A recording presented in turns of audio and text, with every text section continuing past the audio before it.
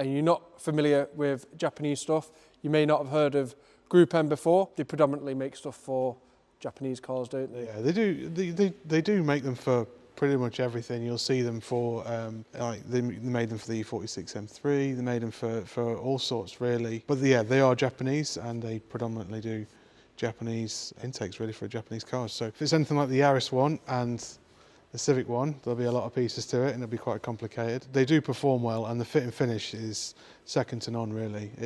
You know, they really do take their time.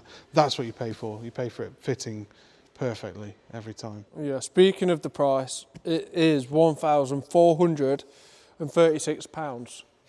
It's a lot of money. Yeah. But I imagine it will fit.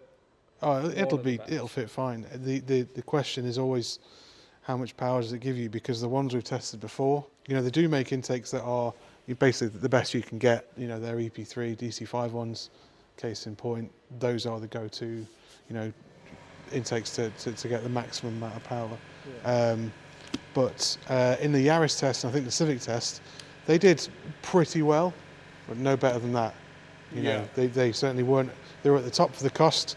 They're at the top for, well, amongst the rest of the you know, really good quality brands for sort of fitment and build quality, but just not quite there in terms of power that the other ones did. So, be interesting to see how we get on with this.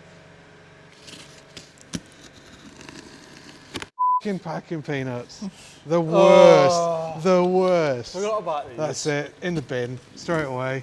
Send it back. Can we do it without any on the floor? Ah! Oh! Let's do this.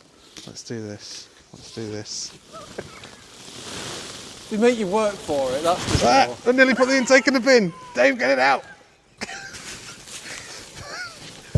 There's another bit there as well. So when you unbox this, you're going to need a mate and a bin. I don't know if I've mentioned it, but I fucking hate packing peanuts. That was unpleasant. Oh no, there's one more bit in here. One more bit. You can't tell, but there are packing peanuts all over the floor behind you. That's nice. That is nice. It is bloody lovely, isn't it? When you finally unbox it. Quite, that's it. Yeah, not a lot. Not a lot to it compared to the other ones we've I thought we was not getting a sticker then, but we are getting a sticker. So that is... Yeah, you get a point for that, GruppeM. There's peanuts everywhere, guys. Right, so it's unboxed. It's like a totally different weave, isn't it? The GruppeM. Yeah. Is this a 1x1? I don't know. Don't know my carbon, to be honest with you. No, me neither. Regardless, it looks really nice, doesn't it? It does look nice, yeah. As I said before, EA888, it's in loads of cars, as we can see from the instructions. Mark 7 Golf, Mark 7.5 Golf, GTI R, Audi S3. You've got all your parts list there, and really detailed instructions as well. There's two pages, 18 steps. Bit of a different design, so it's got the twin feed.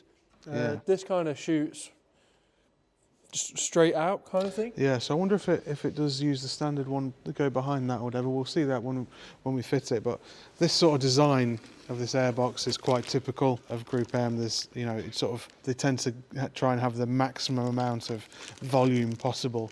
So, you know, it's sculpted to fit exactly in the engine bay there. It'd be interesting to fit, but it will fit perfectly. They always do. So these two, you know, marry together, and then that square or the rectangular intake there will go onto there like that. Something like that, I should imagine. Looks like a massive turbo, doesn't it? Yeah, it's turbo house. They are really really impressive things, and you can tell that quite a lot goes into them, and they are quite expensive to manufacture. These are made from several pieces of carbon layered together. Doesn't look too complicated either, unlike the FL5 one or the GIS one, which was... Yeah. Go watch that video and watch Matt say some... We were just sitting on the floor, putting things together. Swear words that day. Yeah, it was. I mean, it wasn't too bad. I think it was a very busy day, and we just needed to get through it. So, you know, if you had yourself a Saturday morning, that wouldn't have been too bad at all. It would have been quite enjoyable. But once as it was, on. You know, 7th or 8th intake that day, it was a little bit tiresome.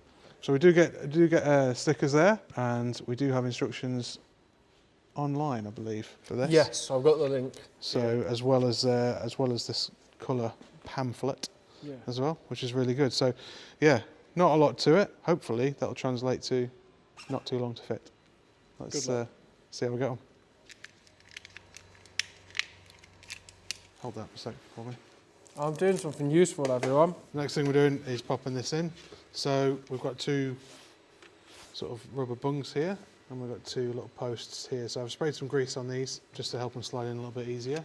So we're going to try and get them on those posts there, and also at the same time we need to get this hose into here like that. So the next part is to get this section of the airbox in. So this has a drain hole, points down, also has this little rubber bung here, goes onto another one of these posts. Again, I've sprayed a little bit of grease on, and at the same time we want to make sure that while we're aligning it with that post there, that we get this V-band on, and that this filter is aligned with this entry here. So we're going to do a few things at once. There. That's on. Okay. I'm lined up. I've not tightened that up. I've not tightened up the clip yet. We're going to wait until we have all the components in to do that. So you just put the sponge bit on the outside like Matt's doing. Okay, right, so the next step is to fit this scoop here. So I've got a few things to contend with. So these little bolt holes here are going to go underneath this section here, so it's going to slide in. So we're not going to be able to do that because of how this is here. So we've got to sort of do a few things at once. We've got this corrugated section here which I put on, and that slips into there to keep that hose protected, stop any chattering. So we've got to keep that there while putting it in here and also get it in here. So it is going to be a bit of a squeeze. It's tight down there for sure.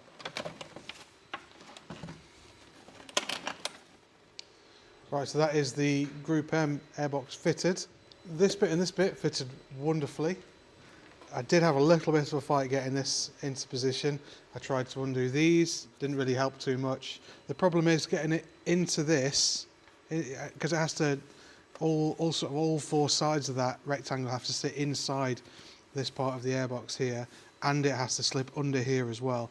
So it is tight, but it does go. My only advice would be to leave everything loose, and as it says in the instructions, but pop this section out of its little grommet there, just so you can move it back a little bit, get yourself a little bit more room, put it in like that, and then swing it in. One thing on the instructions that we noted was that this is missing. I don't know if this is not on the Japanese cars or if it's somewhere else, this little screen wash tube, so maybe that's interfering with it a little bit, but it's on. It wasn't too bad all in all, so let's see what power it makes.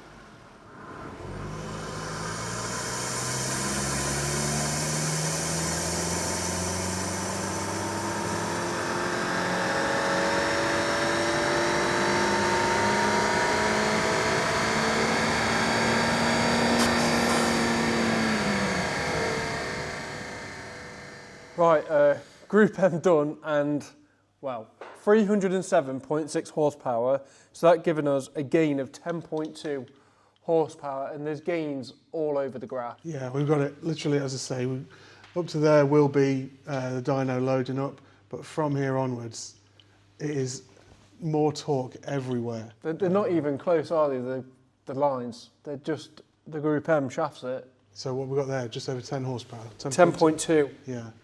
And we've got the most torque as well, have we? 327.4? Yeah. So again, that's this little bulge here, so we're going to ignore that, but still, we're sitting right on 320 pound-feet torque through the whole way, which is from 3 to 4,000, which is really, really good. You'll definitely feel that. So yeah, that is, I'm going to eat my words a little bit because I said they've got previous for not quite delivering on the maximum power, but they've done it. Seems you get what you pay for. You definitely pay a lot for those extra couple of horsepower, but...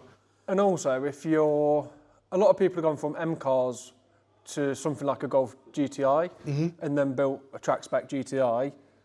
1,500 quid's kind of a ballpark figure anyway for... It is it is sort of par for the course if that's what sort of car you've come from, for sure, as we know. Yeah, and also team that up with one of the hoses and elbows, you may even see more. Yeah, as we said, we said that with the Venturi, didn't we? So as we said there, if you team that up with the Forge all-in-one hose, you may well see some more there.